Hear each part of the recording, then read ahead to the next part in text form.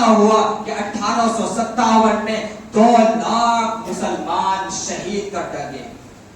انگریزوں کے خلاف لڑائی لڑی اور 1857 میں 2 لاکھ مسلمان شہید ہو گئے. اور اس نے بتایا ہے 51,000 علماء اکرام شہید کر ڈالے.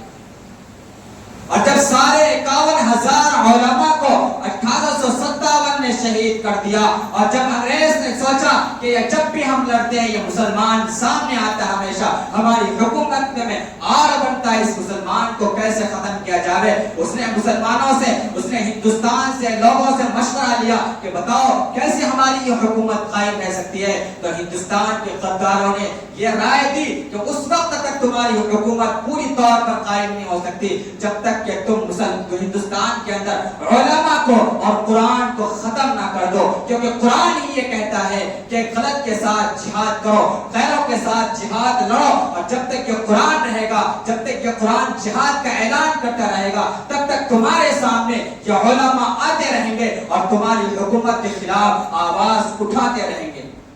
تو اس نے کیا کیا, 1861 میں 3 لاکھ قرآن کے نسخے کو جلا دیا انگریزوں نے, کہ نہ قرآن رہے گا, نہ علماء قرآن کو پڑھیں گے اور نہ جہاد کا آغاز ہوگا. تو 3 لاکھ قرآن کو 1861 میں جلا دیا گیا. اور جب 1861 میں 3 لاکھ قرآن کے نسخے کو جلا دیا گیا, تو انگریز لکھتا ہے تاریخ میں کہ 1864 سے لے کر 1867 تک ان 3 سال کے اندر, 3-4 سال کے اندر علماء کو 14,000 علماء کو پھانسی پر لٹکایا گیا.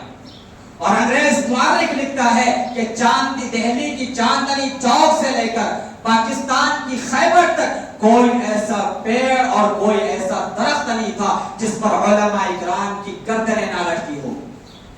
اور انگریز اپنی مورخ میں ایڈو ڈانس, ایک مورخ انگریز, وہ لکھتا ہے کہ علماء اکرام کو سپر کے کھال میں بند کر کے آپ کے تندور میں ڈال دیا جاتا.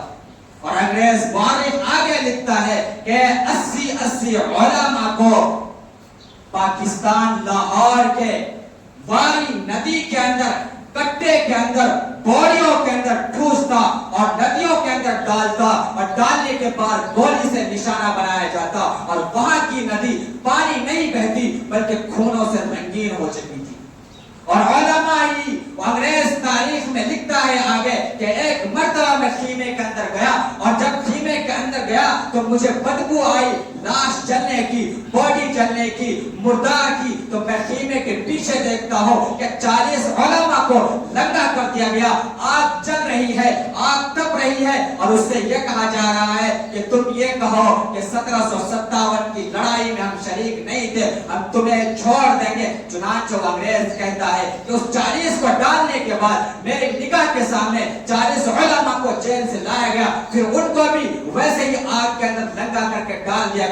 لیکن کسی علماء نے یہ نہیں کہا کہ 1757 کی لڑائی میں ہم شریک نہیں تھے.